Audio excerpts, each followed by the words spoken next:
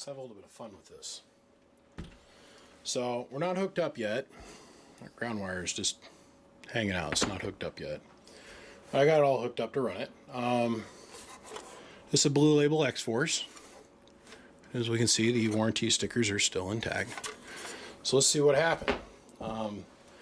Mr. J called me and says, man, I don't know what happened. It was working fine for a couple days and then it quit. And I said, did you do any antenna adjustments or anything? Or, no. I moved my coax cable for my antenna, but I didn't change how the antenna is tuned. I said, well, send it on up. Let's take a look at it. So now what we got over there is a 1,000 watt slug in PEP, 1,000 watt average, 5 watt slug in reverse. So we're running on 14 volts today. And I think before I go and I key this up, I should see what happened. I have a feeling we might have some dead PP 100s. Like, what are the odds, you know? Cut that seal. We'll cut that seal.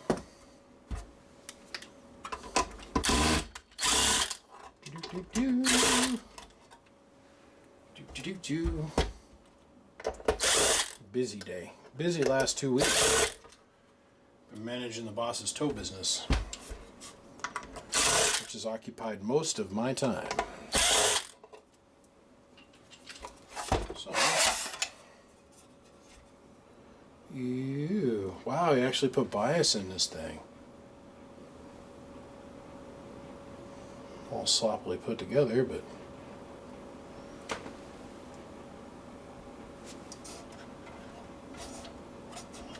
oh, no.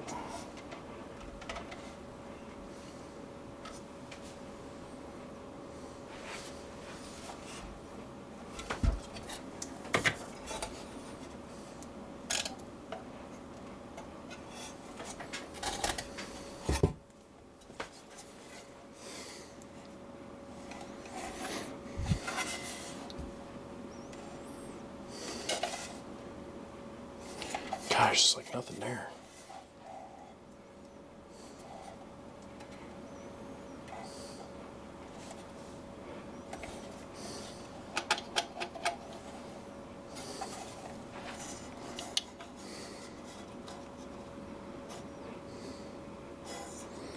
Two kV, 430 puff. Well, let's go with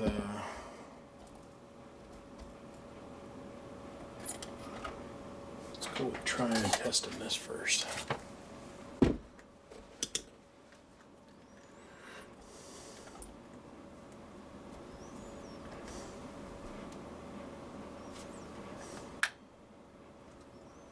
Whoa. Mr. J, I think you are in luck, sir.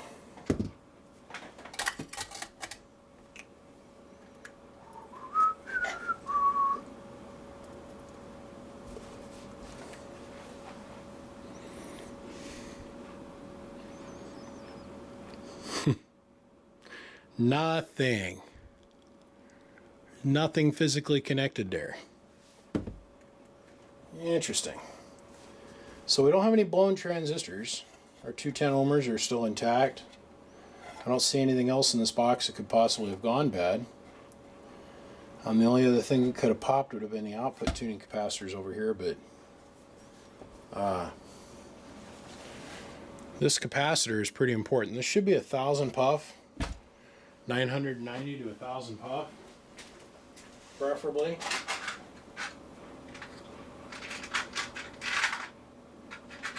And it is scoochumed. There's no capacitance there, which would make it run really crappy crap.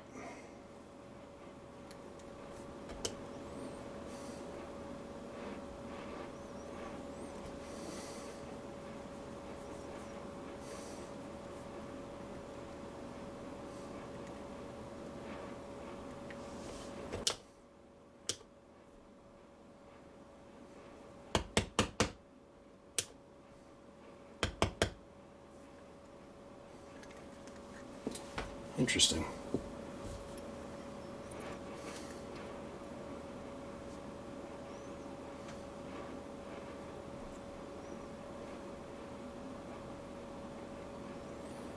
877.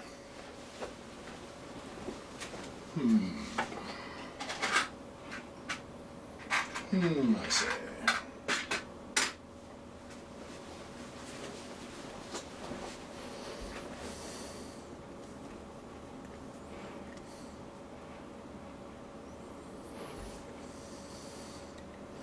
$950. So let's go ahead and we'll install this real quick. Then we'll give it a little bit of a test run. And we'll see what else has gone wrong, if anything.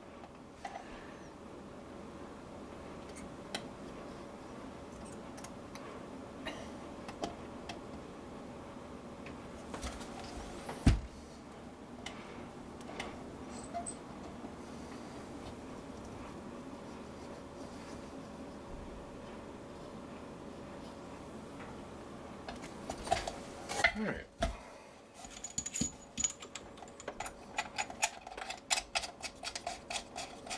Still might have a toasted pill. But we're going to find out. You and me together.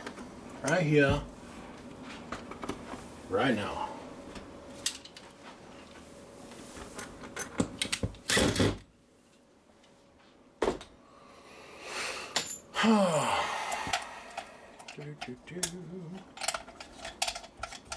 Turns on. That's a good sign. Hello. Talk through it. Hello. Hello. Ooh. Ho ho ho. Hello.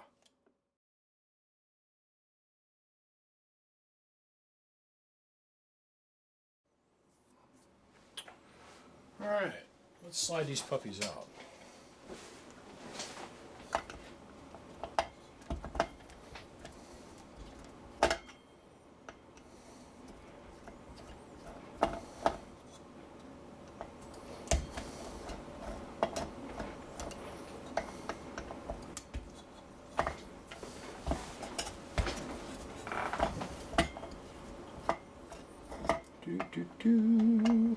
I love working on me a Blue Label. I love it.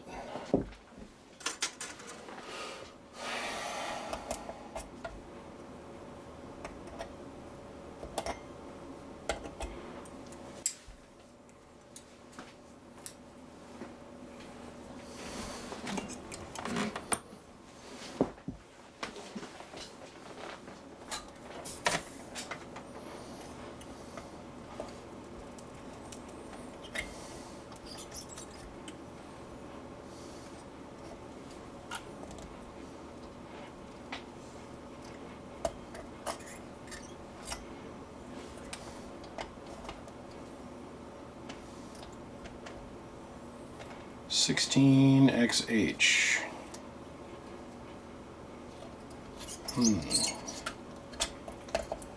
It's on the newer ones.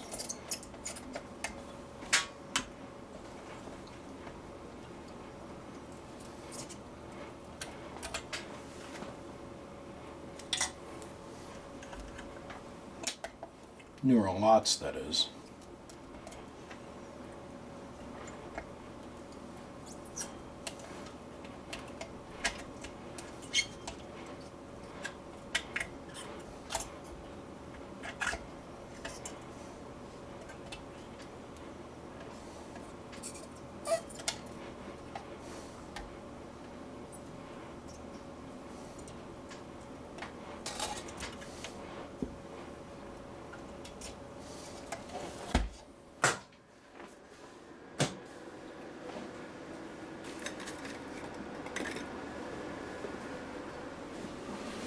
Let's see if they will work.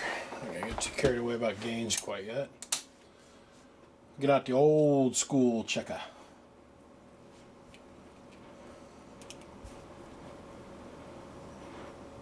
Toast. Nothing. Nothing.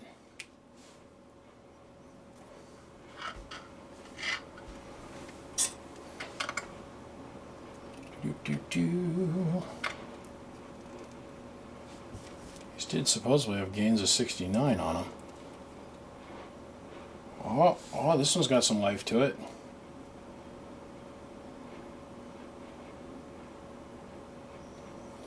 got a gain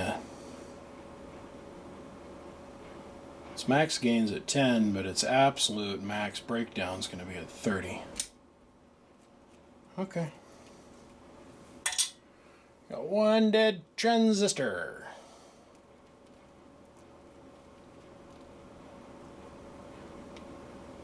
That sucker popped. Okay. Not too impressed. Let me give the customer a quick call and I'll be back.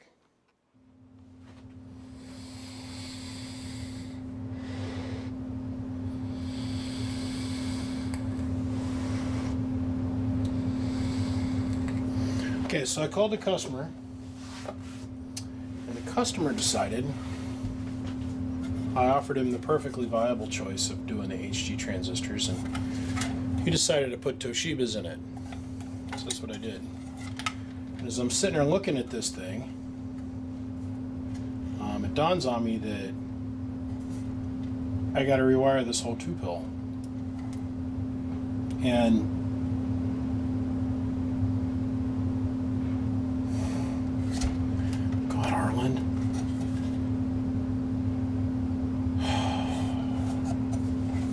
it's like this, the little stuff.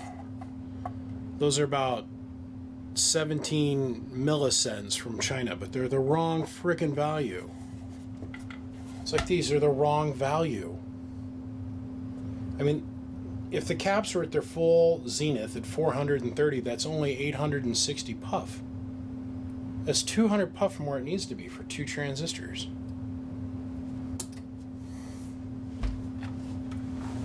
Now I gotta change every flipping wire in this box. I might as well just rebuild it. Let's see here.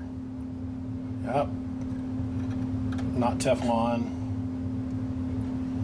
Not Teflon. Not Teflon. Not Teflon. Not Teflon. Oh my God, we got a Teflon wire. Oh, this here is not Teflon. Just turns to refried dog poop. Choke's not Teflon. Okay. Just didn't gonna embrace it for what it is. We're just gonna embrace it. Bring it close. Hold it tight. Well.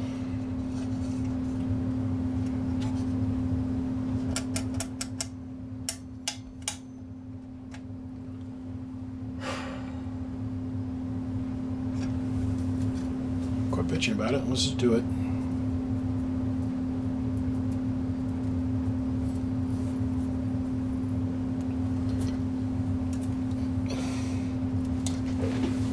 Alright, so I rewire this. I'm going to pause this. I'm going to listen to some TV as I work on this. But when this comes back, it's going to have all black wire in it. It's going to all be Teflon. We'll probably change out these 2 caps to the 120 puff that they need to be, not the 101s that are in there. So when I started, I told myself I would never bash another builder. And I'm not going to start today. Just not going to do it. What the hell? Okay, Mr. J, what I did is basically rebuilt your whole amp. And I took every piece of wire out of it. All this non-Teflon stuff that can break down underneath heat. I've done several videos on this wire and how susceptible it is to heat and how it can go about causing fire. I even went ahead and I replaced the short little power wires that were on this thing that, well, barely came out past the cabinet. And I replaced them with new super flexible, oxygen free, nickel coated, low corrosion resistant 10 gauge. So I got this all squared away for you. And like what I was kind of alluding to in the other first portion of this video, is some of the things I don't understand, like Why would you take two 430 puff capacitors and tie them together? It's only 860 puff. Now these are broken down and they don't read anything anymore, but we replaced that with a metal dip. And it's like this little stuff here, like this is what's supposed to be in there, what most guys use, which is a 2-watt resistor. I don't, I use a 5-watt, 100 ohm. This is a 2-watt metal oxide. This is what was in it, which was a 1-watt metal oxide. See the physical difference? I keep these around, not that I like to build with them, but I do a lot of repairs and I have to replace them quite often. So once again, I think we can see the physical difference in components. I went ahead and I replaced them with 5-watt metal oxides. Huge difference. Now, these resistors don't do a lot until you start to oversaturate the part. But then if you create the environment around the transistor that is so surrounded with poor components that it's going to fail no matter what, I guess there's no point in putting good parts in there. But since we went ahead and we put Toshiba's in there, I went ahead and I gave you the full money. So I pulled these 101s out. That's a 101. Let's see if we're focused or not. This is a 101 1kV. Otherwise 100 puff at 1000 volt, supposedly. These are straight from China Shmu. So this is about the cheapest part you could buy on the market share today. I highly doubt that that would put up with 1 kV worth of punishment. It'd probably break down at 500 volts. I went ahead and I replaced them. They were here. I put 120 puff, 500 volters there, or 300 volters there, or 500. 500. The other thing I did is I went and I took your bias resistor, which was just flopping around in free space. This sandstone here, which acts as a load, this wire wand resistor, acts as a load resistor. The diode over here acts as your actual physical load for reduction. I went ahead and I brought that down on top of the output transformer so it can't flop back and forth. So you never have to worry about this falling over and shorting against the board and causing an electrical short inside the amplifier, which we would have had to worry about before. Reflowed all the solder work on this little guy, and then like I said, I went through and I replaced every single wire in this box with Teflon heat rated wire. So that all aside, I think she's going to run. I can't believe that we've gotten to the point now where we don't use PIM nuts. I mean, this is a great little box, but they don't use PIM nuts. This box is held together with sheet screws, sheet metal screws. Are we going in reverse? I remember when these guys used to make fun of the other builders that would use sheet metal screws, but I kind of get it. PIM nuts cost a little bit of money to have them punched in, so I remember I got a lot of shit talked about me because I did this at one point, where I used wood screws on one 2-pill that I built way back in the day to hold the fans in. It's the same thing that we have going on here. I would never use a wood screw today, or a metal screw, to hold the fan in. But that's the way it was done, straight from the old factory. So, I don't know, I guess you get what you pay for. I don't know. Trying to get me to build anything these days is like pulling friggin' teeth. All I do is repairs. Alright, Mr. J, enough about that. I'm going to get off my little high horse. We got you all up and running. Your backup fixed. So give me just a second. We're going to hook this thing up. We're going to run it through its little gambit of phase. I remember you said something about you're using a Stryker or something like that, a high-powered radio, to drive this thing with. We're going to replicate that.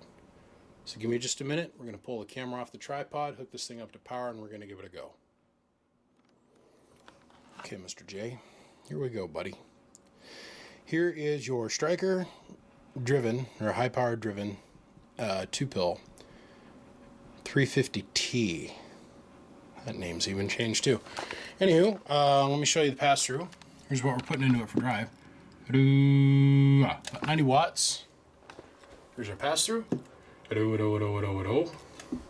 And like I said before, that's a 1,000 watt slug in PEP, 1,000 watt slug on average, 5 watt slug in reverse, back from bird, 10,000 watt dummy load, and a little striker 955 with a 5 watt slug sent between the 955 and of course the 2-pill, which is actually fully biased for Sideman. Actually has biasing in it, even though the switch is in there. What we've been noticing lately is what's happened is they'll come out and they'll have the SSB on it, the switch, but it won't actually have the biasing in it, which is this circuit here. Anywho, let's go ahead and drive it with a little bit of drive. First, we're going to try it out on low. Yeah, your eyes weren't deceiving you. Check this out. 525 watts. About 200 bird. About a half a watt on your input. Click this over to the high setting. Full 600 watts of power now. About 210 bird. About a half a watt. That's it. Let's turn this up.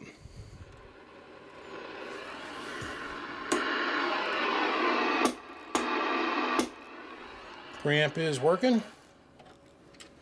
Turn the RF gain back down, turn the volume back down.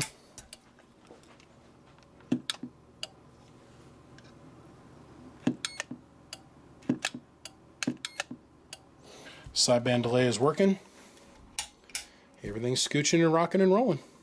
Well, Mr. J, I'm going to throw a tin back on this beautiful little 2-pill for you. I'm going to send you a sticker so you can put it on there if you wish. And you're done. Just like that.